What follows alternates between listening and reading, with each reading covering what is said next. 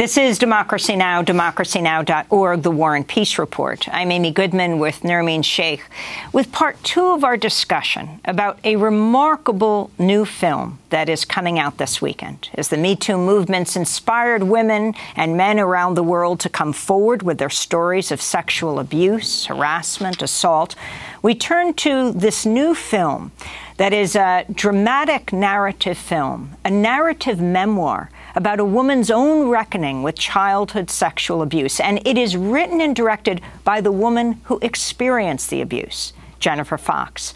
It's premiering on May 26th on HBO. This, again, is the film's trailer. The story you're about to see is true, as far as I know. When I was a child, I was obsessed with changing myself. Now I don't even remember who I used to be. Jennifer, sweetheart, I found a story that you wrote in the English class. Where'd you find it? What matters is what it says. I've met two very special people. Bill is an excellent coach. Jenny, do you trust me? Mrs. G was the most beautiful woman I had ever met. There are no bad horses, only bad riders. I need to talk about it with someone who was there. Hello, Mrs. G. Let's get you up in the saddle, see what you can do. I only remember them. Why can't I remember myself? You were an unusual child. Strong body, strong mind. Strong body, strong mind. I found some pictures from that summer. You're so special. You know, I have a lot of regrets. We talked about the relationship, but this is a grown man. This was important to me. Why are you so angry? Why are you not angry? You must push yourself beyond all boundaries. Don't tell anyone. It's our secret. I just need to know what happened. I'm trying to figure out why. You deceived yourself. Why are you telling this story, Jenny? It's my life, mine. You don't know what's about to happen. So that's the trailer for The Tale, which premiered earlier this year at the Sundance Film Festival. The film's stars include Laura Dern, Ellen Burstyn, Jason Ritter, and Common.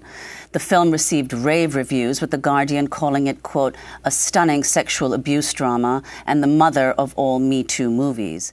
We're now joined by Jennifer Fox, the writer and director of The Tale, a narrative memoir about her own childhood sexual abuse. The film premieres May 26th on HBO. Thank you so much, Jennifer, for staying for the second part of our interview. Mm-hmm. Now, in the first part, we talked about some of the details of the film. But in an earlier interview, you'd said that many things happened that aren't in the film because it's almost like there was too much to say. Now, you don't need to disclose what that too much was, but how did you determine what should be in the film and what should be excluded from the film, and whether it has anything to do with the fact that your mother, when she told people about the fact that you were making this film, that some said to her, criticized her, saying that you would bring shame onto the family by making your own experience public. Oh, it's a great question. Nothing was left out of the film for the reason of trying to prevent people from knowing too much. I mean, the whole goal of the film is to be honest, radically honest, in fact. But for me, you know, why do we make stories? We make stories to make sense of chaos and trauma, and that's age-old. So you're always cutting down and shaping to get to some essential truth, and you hope you hit your mark. And so, you know, what I tried to do with The Tale is to get to the essence of what memory is about and how I constructed myself from this story as a 13-year-old. And for people who didn't see part one, just quickly summarize what The Tale is about in your life. Sure. The Tale is about an adult woman played by Laura Dern who thinks she has a great life, and she does. She has a wonderful boyfriend played by Common. She has a great job as a filmmaker. And her mother finds a story she wrote at 13, which is true. And the mother recognizes it as true, freaks out, calls her up and says, you have to do something. You know, something bad happened to you that you've never really faced. And Jennifer, played by Laura, says, I remember it, but maybe you're right. Maybe there's something here I've missed. And she goes on a journey to find out about the real story by meeting the real people now. And that brings up all sorts of memories and reframes of memories that she thought she really understood. I mean, that's one of the amazing things about the film, is that you managed to show that memories emerge, traumatic memories only emerge very gradually, and a clearer picture emerges only after a certain amount of reflection, and you document that in the film. And that's somehow demonstrating, you know, what you talked about earlier, the fact of dissociation or the splitting off of selves, that children can't bear to experience the kind of trauma that childhood sexual abuse entails. So could you talk about how the making of the film itself allowed you to retrospectively both experience and feel this trauma and reveal more to you about what actually occurred and how you perceived it? Sure. You know, I just want to be clear, this is one story.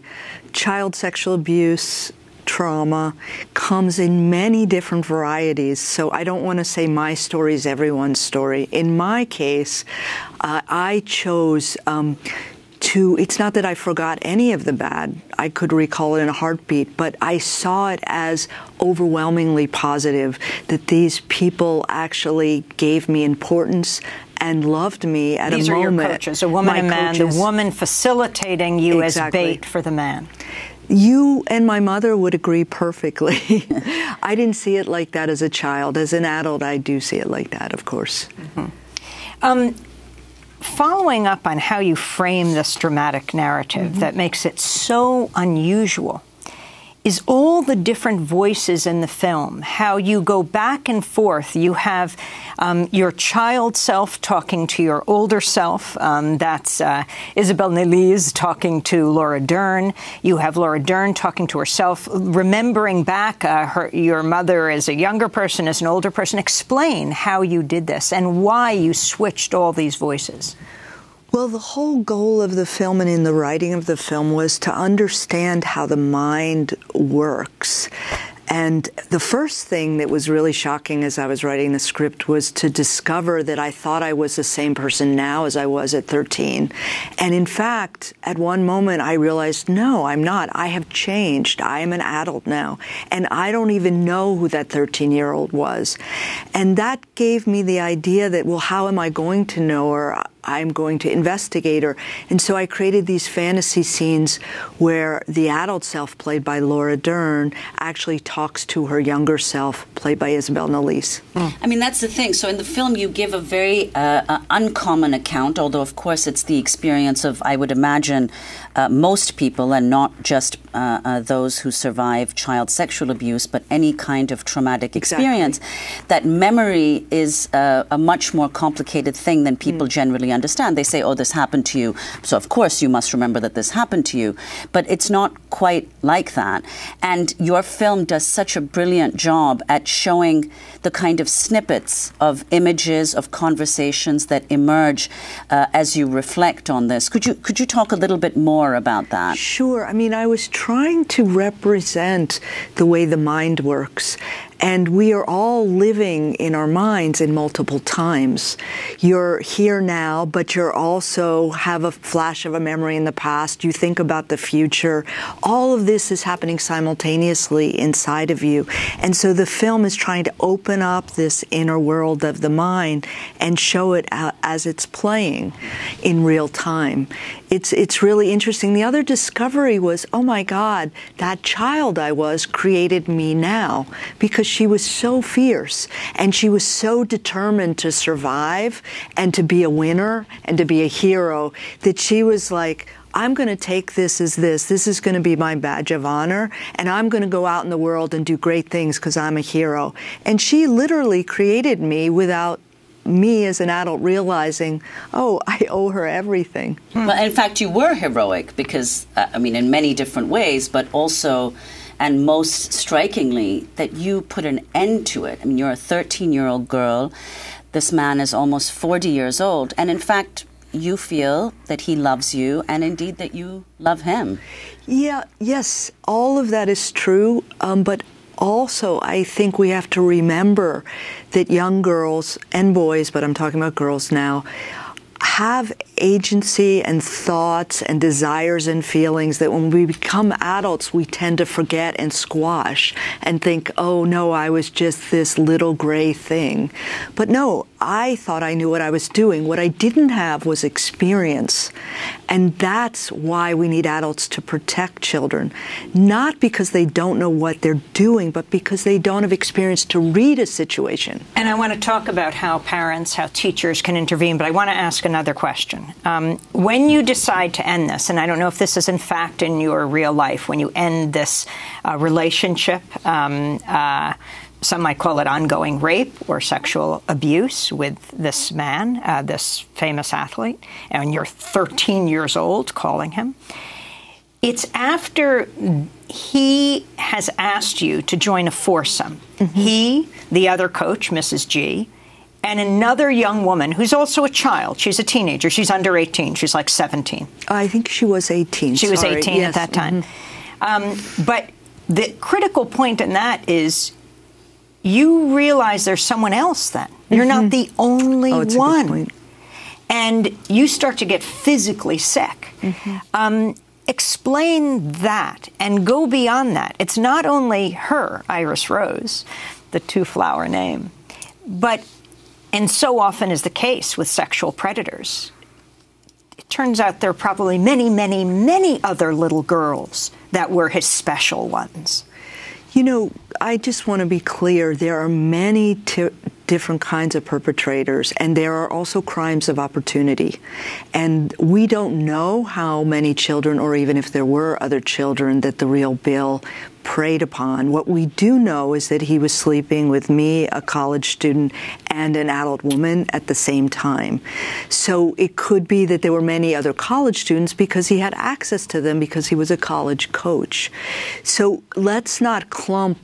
We can't have a universal about what perpetrators do and look like. There are pedophiles that only sleep with children, and we know Bill was not that, as from evidence. In terms of what happened to me, remember 1973, the sexual revolution, people were having threesomes and foursomes and experimenting with sexuality. Anyhow, I was having what I called an affair with Bill, and he began to introduce this idea of we should all get together and have a foursome, and we were planned to have a weekend with Mrs. G and Iris Rose. And I can't really say why, but it was all set up. I was supposed to go to school, and then Mrs. G would pick me up, and I woke up violently ill. What really was the trigger in my mind, so I woke up violently ill. My mother called them and said, no, Jennifer can't go to her track meet, because that's what she thought I was going to.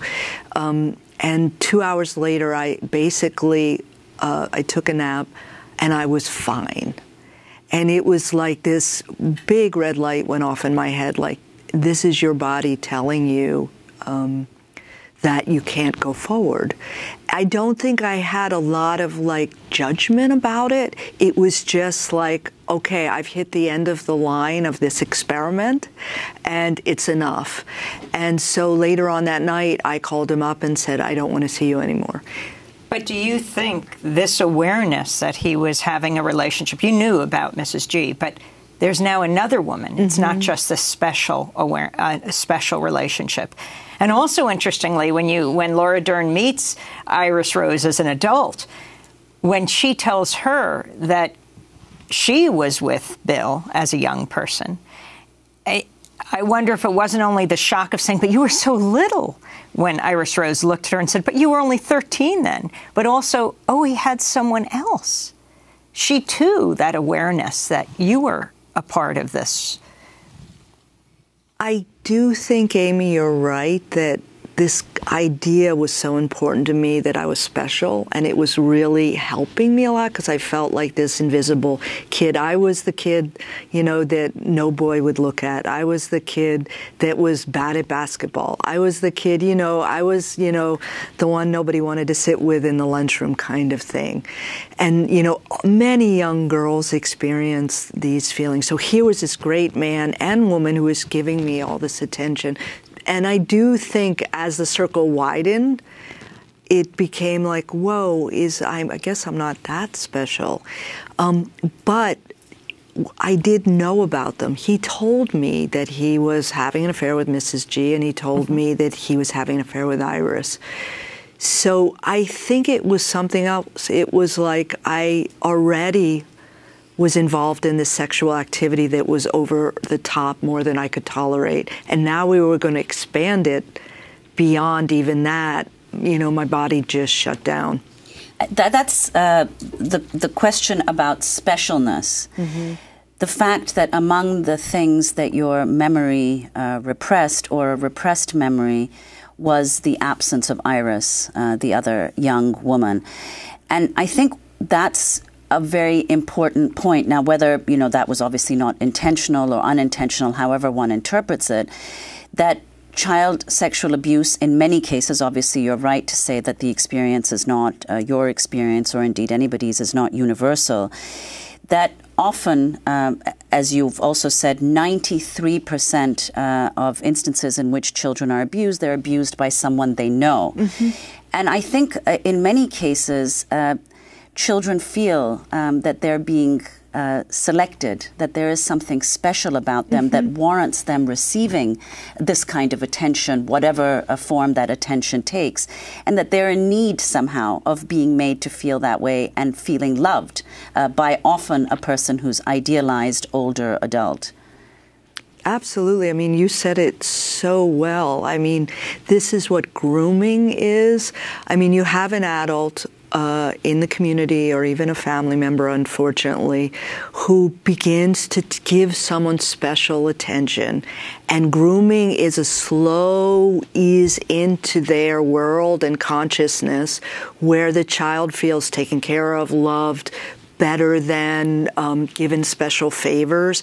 And so the adult eases into their world, where it becomes very hard for the child to say no at a certain point. And again, I really, really have to take task with language. This is why I think rape is an inappropriate word, and it's a confusing word for this event. When we call it child sexual abuse, it's because grooming is involved, and it isn't the use of violence to get in with a child, it's mental and psychological manipulation. So it's like every step, they're tiny little steps that can go on for a year, can go on for a week, can go on for a month, that get you into the child's world where no is just not a possibility. Can you talk about the difference between unconscious memories and dissociated memories? Well, I'm not a psychologist. Again, look, I'm a filmmaker and a person, but for me, there is nothing in the tale that's shown that I didn't remember from the get-go. Again, what I was doing is preferencing certain memories. And not preferencing other memories. So, but would you say that you were broken off from the affect of those memories? In other words, the emotions associated with those memories. You may have remembered them. Absolutely. So I wasn't feeling the trauma. I was feeling the love. I remembered, look, I hated every ounce of sexual advance from the first second. From the moment he touched me, my skin crawled, and I was very ticklish. I was a little girl, and I had to sit there like this just to tolerate it and hold my breath. So it's not like I remember pleasure. I didn't see him as my boyfriend. In fact, in the film, you see that I was very interested in this little boy, and my parents, in their sort of ordinary stupidity that parents can have, wouldn't let me go out on a date with him because they were trying to take care of me. They didn't see this adult as being dangerous.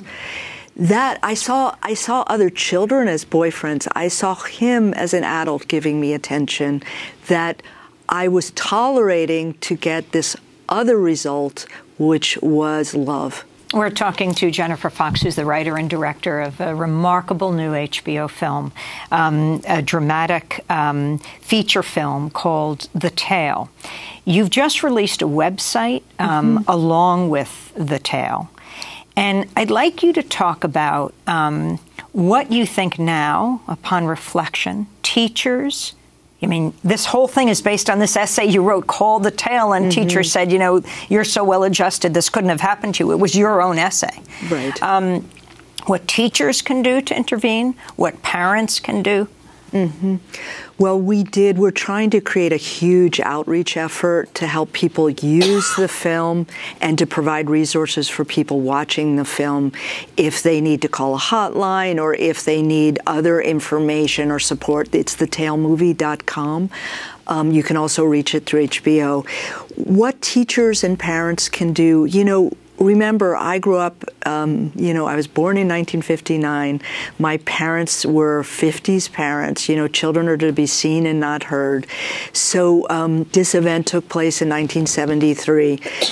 We were not, at that time, you know, children weren't talked to in a horizontal level. And for me, I think the thing that I really wanted most of all as a child was for somebody to talk to me and listen to me and to take my thoughts seriously and not just say, no, you can't think like that, or no, you don't know what you're talking about, which is what the adult world always does. So what I would like to say to parents and teachers is first, listen, hear, really communicate with a child. At the same time, give them boundaries, you know, that are responsible boundaries. And just try as much as possible to have an open channel of communication, which was not in my case. That said, you have to be very careful of who your children are with. You know, and as my mom would say, and she's right, you know, who is the child staying overnight with? You know, even though she missed it because these were trusted adults, and she thought I was staying at the home of a female coach. She had no idea that the female coach was allowing me to stay with the male coach. So keep tabs on that, communication. And then on a whole nother level, you know, love your child. You know, give your child real support. I fell back into a family that loved me, that listened to me, that was trying to take care of me, that allowed me to go on with my life.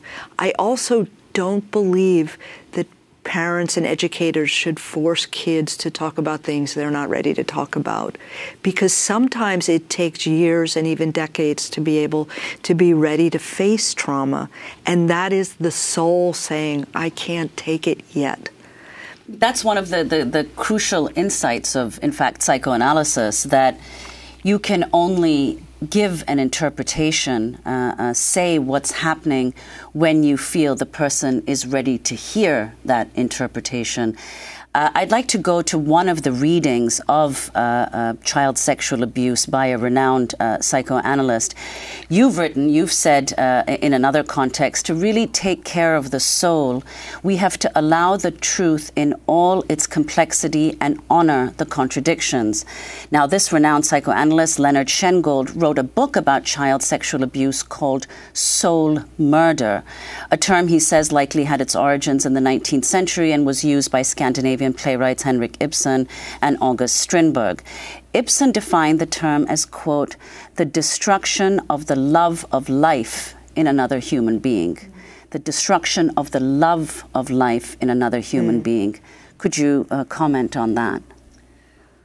Well, that's a beautiful, beautiful saying. I think this is what's, first of all, coming to the first point. I think so often the world and authorities want to look at child sexual abuse in black and white terms. And that squashes the truth. We can still say this is horrible and acknowledge that a child can feel love, a child can feel special, while somebody is hurting them terribly. So what is child sexual abuse? Ultimately, it's crossing a boundary that is actually what a child is not ready to handle at that moment. And that is a kind of murder. There's a part of me that was murdered on that day, in those weeks and months that I had this relationship, that is very hard to reclaim, because basically my trust was broken. Here was someone I trusted to take care of me, who I loved, who basically used that trust to cross a boundary that was beyond tolerance for me at that moment. I don't know if you had this experience yourself, or indeed you've heard of others you spoke to having this experience, namely that those who survive sexual abuse, irrespective of their age, often go on to either themselves repeat the experience as perpetrators, or more commonly to put themselves in situations where they're more likely to experience similar kinds of abuse in an attempt, at least unconsciously, to master the experience. Yes, you know, those are things I've heard, and I think, again, the response to sexual abuse is everything, as well as you can't even see it in a person's life. It's buried so far, and they function fine. They have families, jobs, etc. I think for me, I did not experience those effects. I think when at 45 I woke up and used the word child sexual abuse, I also realized this thing that we call reparation compulsion was something that I had been operating with from the time I was very young. And that's where this innocent moment, which is supposed to be so wonderful and beautiful when you first have sex, had been taken from me. And I found that when I went on to have sex going forward, I was constantly trying to get that innocent moment back, and it was gone. And in fact, it took me years and years to have pleasure as a woman, and it's something I felt I had to fight for quite strongly to reclaim my ability to enjoy sex. You know, when we talk about sexual abuse or rape, rape doesn't have to be violent in the sense that we know it, and you're making that distinction. I mean, statutory rape can be a older person having sex with a younger person. By law, it's rape. I agree. I mean, I know that's true. And so what do you think should happen in terms of issues of prosecution? As you said, in a moment when you were younger, your parents would have gone for the prosecution against him. You don't want to reveal his name. Yes. You say he's older now. Not clear how many other people would be, as we've seen in the Me Too movement with Harvey Weinstein. One person comes forward, another person comes forward, and it validates the experience that so many others have had. That might happen in your case if you named the person, that people go, oh my God, this happened to me. That is the guy who did that to me. Well, for me, again, making the film has a much bigger purpose than one person. If I thought he was still out there hurting people, he is literally too old to do that. I would probably try to do something now. The statute of limitations have way run out, and we'll talk about that in a minute. For me, naming him now would only hurt this bigger movement of trying to get the film out and use it for other people's to help other people talk about abuse, see abuse, understand why women are coming to terms with abuse actually so late in life. It's quite common that people wake up in middle age like I did. However, I do hope the film can be very useful in changing statute of limitation laws and in children protection acts. This is because most people do wake up late, and usually the laws have run out. I come from a state where statute of limitation laws ran out when I was 30 on this case. What was the state? Pennsylvania. Interestingly, you're about to do a Q&A in Sweden over Skype because the film is coming out there. This is from the BBC just today. Sweden has passed a new law saying that sex without consent is rape, even when there are no threats of force involved. The new law, due to come into effect July 1st, says a person must give clear consent, verbal or physical. Prosecutors will no longer need to prove violence or that the victim was in a vulnerable situation in order to establish rape. Yes, okay, other than my underage, if you looked at our situation, I gave consent. But other than your underage is the key issue. No, that's what statutory rape is. I mean, I absolutely understand that legally it's statutory rape. What I'm talking about is using language to be more precise about process. That's all. So, go ahead. Can I just go back to a phrase that you used earlier, which I've not heard before, reparation compulsion, because of course the phrase that's popular is repetition compulsion, which is of course Freudian and so on. And gestures towards what I was asking earlier, that people tend to, not everybody obviously, either repeat themselves experiences of sexual abuse, and not just sexual abuse, other forms of trauma, or put themselves in situations where they would be subject to similar forms of trauma. So what is the origin of that term, reparation compulsion? Did you just come up with it now? And how is it that you had the wherewithal or the strength to start to repair the damage that was done because of your child's sexual abuse? You know, I don't know where I heard the word reparation compulsion, but when I first acknowledged in my mid-40s that it was sexual abuse, I read it. And we were talking about it, my girlfriends and I. So it was something, you know, you're literally trying to repair history by having sex with someone new that could be, you know, felt and seen differently. Unfortunately, that moment of innocence is never really regained. What you do find is that in a good relationship, you have the kind of lightness and playfulness that makes you feel repaired again. You know, I kind of reject a bit this idea of like, one day you're healed. We all deal with trauma. We deal with a lot of trauma. That's human life. The idea that anybody escapes suffering is a fantasy that I'm really sad somehow the American market wants to purport. We are dealing with multiple traumas, from, you know, not having enough food to eat, war in the big terms, family trauma, loss, you know, health issues, all sorts of things. We are all dealing with trauma, and we are all struggling to repair and heal ourselves all the time.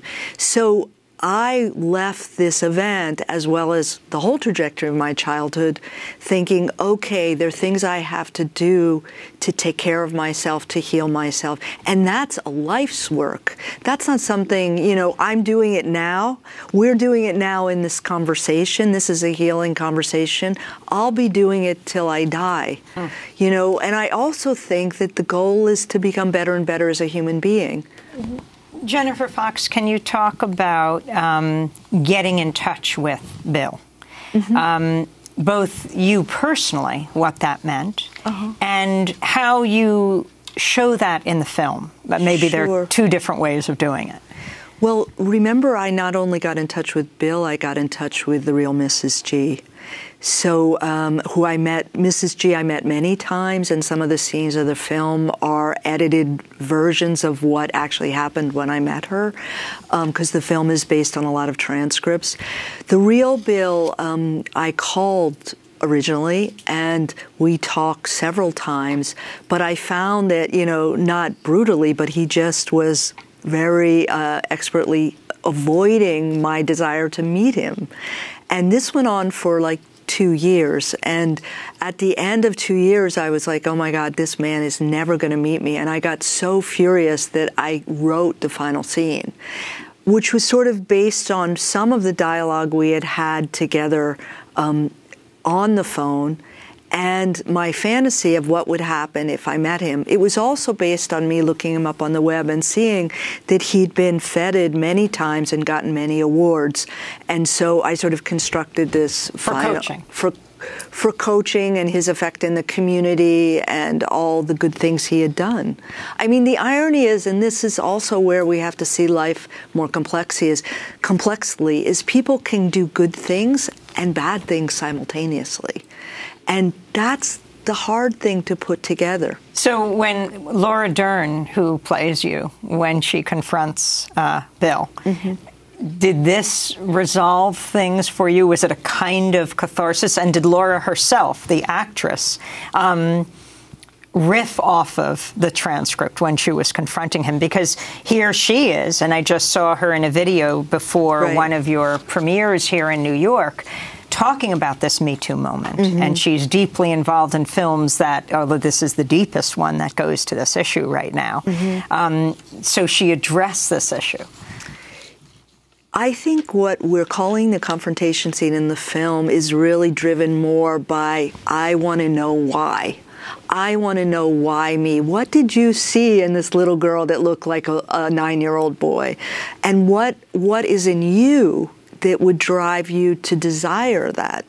And so the scene is a confrontation, but it also ends with a bit of frustration because, frankly, Bill, played by John Hurd, the late John Hurd, the old Bill, the older Bill, yeah, will never actually be able to cop and tell her why.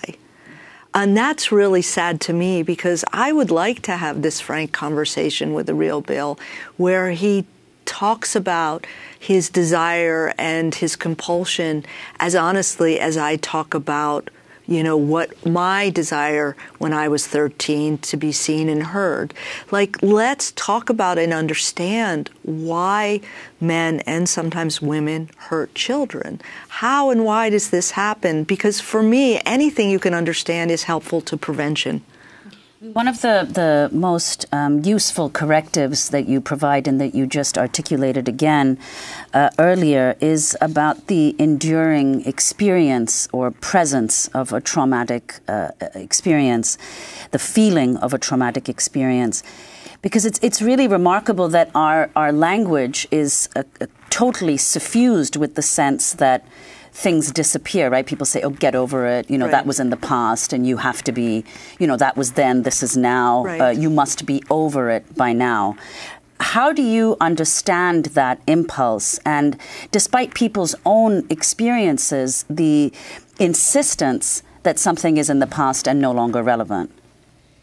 I just don't see life like that. I think we are made up of all of our experiences, and that even those that we term bad create us. Even as an example, this event, which was very painful and positive for me, it had these two sides, also created this well of compassion in me for other women. And has driven my work. I've gone out in the field all over the world, third world countries and first world countries, and spoken to women from all different classes, all different cultures.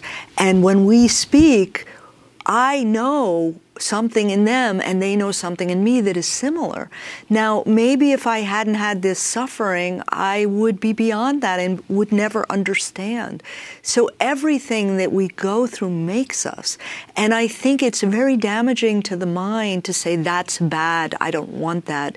Instead, let's take all the good and bad and make it part of us and use it to be better people. Do you think Bill should have been jailed for what he did at the time, if your parents realized, if he was caught? Of course, I think Bill should have been jailed. The difficulty is what that would have done to me, to have been dragged through a legal process in which I was identified as a victim. And that victimhood, where I would have been forced to say or see myself as a victim, might have killed me more than the event itself. So how do you think now, if you do think he should have been jailed, how could you have been supported? You refer to yourself not as a victim, but as a survivor. Absolutely. So as a teenager, as a youth, how could you have been supported in that way as a survivor? As, you ended this. You called him out. Absolutely. I think every adult that comes in contact with a child in this situation has to have a lot of training about language, a very careful training about language, a very careful training about victimizing the victim, and about pitying the victim. Pity is a horrible thing. That it's very hard to regain your self-confidence when people are looking at it with like, you poor thing. So being very responsible and sensitive to the child, I should be careful while giving them sympathy without pity. And just every step of the way going through the process responsibly. I recently was in Los Angeles, and I want to say it's the Rape Crisis Center in Los Angeles that was created really to protect the children, where there's special rooms, there's special training for all the facilitators, and it's like a model institution. I was so impressed. I just think we have to be very careful. The other thing is what happens when that information gets into the school and a child who has to go back to school has all their friends looking at them like, what happened to you? How do we take care of that environment? You know, being a teenager is so difficult and treacherous to navigate. We all know it. We've all been there. So how do we make sure that's done elegantly? And adults interfering in teenage life can often ruin a teenager's life. It's very complicated. I don't have an answer. Obviously, I think men like Bill should be prosecuted.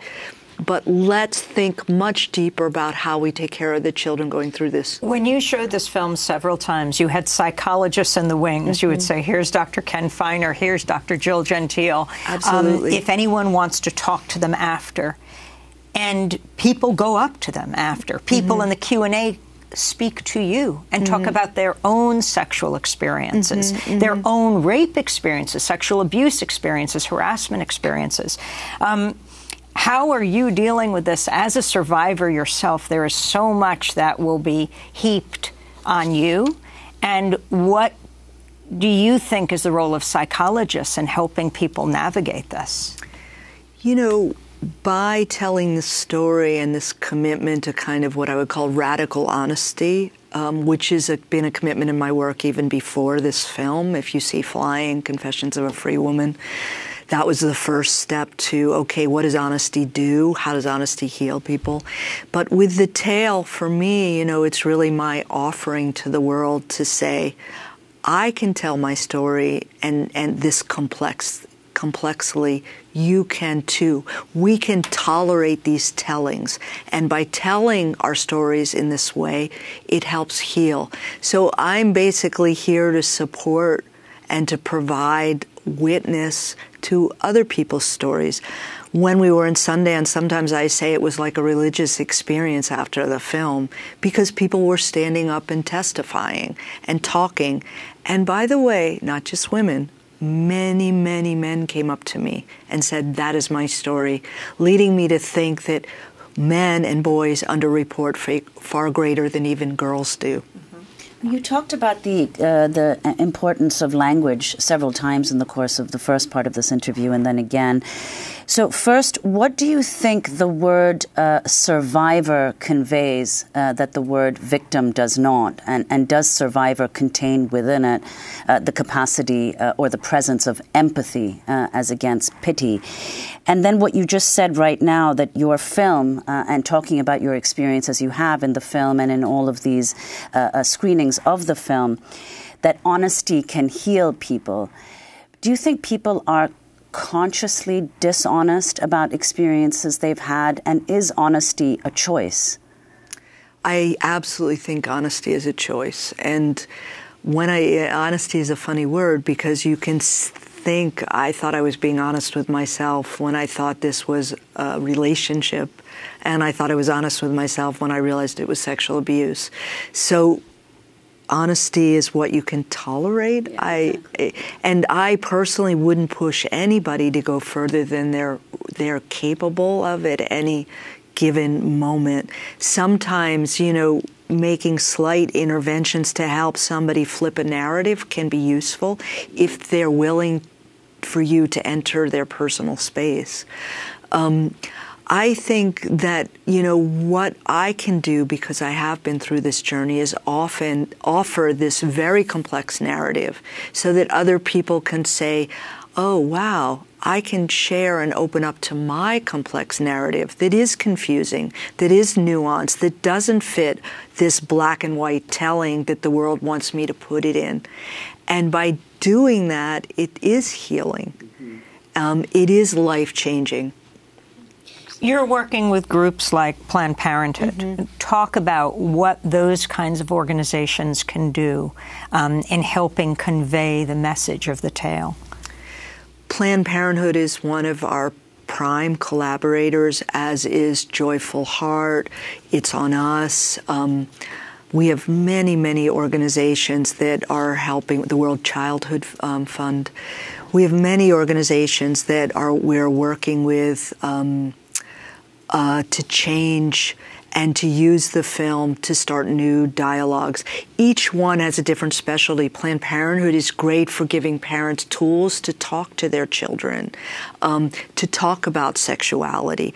Other organizations are great to help with child prevention, or what do you do if you know that your child might be being hurt? How do you help them heal? So each one provides a different resource, and you can find those resources on our website, thetalemovie.com. What we're hoping is that the film can be used as a tool in the widest possible way to change the conversation around child sexual abuse so that we can help prevent it from happening, and if it has happened to you, that it can start a wider, deeper conversation so that healing can occur. Well, we want to thank you so much for being with us. You are traveling around the world now with this film. It has worldwide distribution.